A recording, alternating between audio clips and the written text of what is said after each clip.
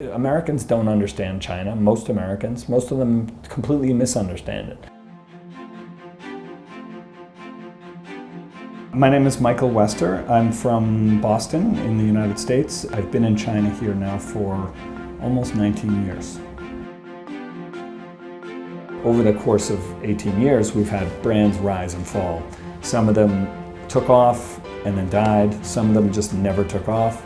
And then the ones that are successful are the ones that we have to date. We have 2 English magazines and a Chinese magazine. I call them magazines, but really mostly they're internet-based things. They're, primarily, I would say the majority of our readers access our content either through their phone on WeChat or through a web browser somewhere, either a laptop or a phone. The most famous title is the Beijinger, which is English, lifestyle, and entertainment for the international community here.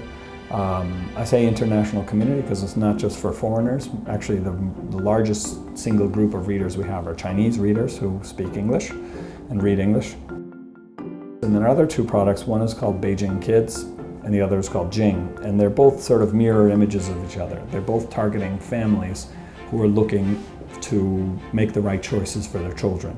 The Beijing Kids one is aimed towards foreign families who really need to know about orienting themselves here and getting their kids into the right schools and understanding Chinese culture. And the Chinese side is about targeting those Chinese families who want to get their kids into international schools or overseas to study. We want to be the people that makes Beijing cool in people's eyes. But we also want to project an image of Beijing that shows the world that this is a great place to live if you're an expat. It's a great place to come if you're an entrepreneur. It's a great place for business. It's a great place for education. It's a great place for culture. It's a great place for just, cool, modern life. And there's always something to write about because the experience this year is different from last year and different from the previous year. So everything changes so quickly that it creates enormous opportunities for us to introduce new things to everyone. We're a local magazine for a Beijing resident.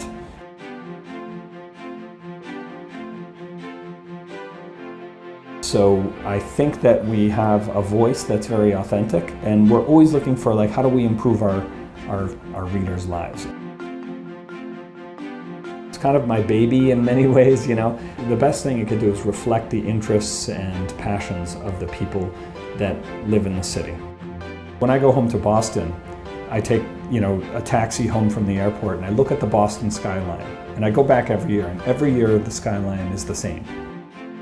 And then I'll go home for a month and I'll come back and I'll be in Beijing and wait, I'll be coming in from the airport. That building wasn't there when I left a month ago. So it changes so frequently, So I think that's what makes living here really nice, which is that it's constant change, which means constant opportunity. When I was a kid, I think most Americans, when they thought of Tokyo or Japan, they thought of this cool, super modern robots, computers, it would be this really modern place, that was on the cutting edge of everything. But I think now that's more like Beijing. I feel Beijing as a city, as an ecosystem, is much more advanced than most places in the United States. I don't even carry a wallet anymore, because why do I need a wallet? Everything is my WeChat, right? Why? I almost never touch physical currency anymore. And that's weird when I go to the US. I go to the US and I'm like, you want me to have these paper, metal things in my pocket? It's that's crazy, it's so weird.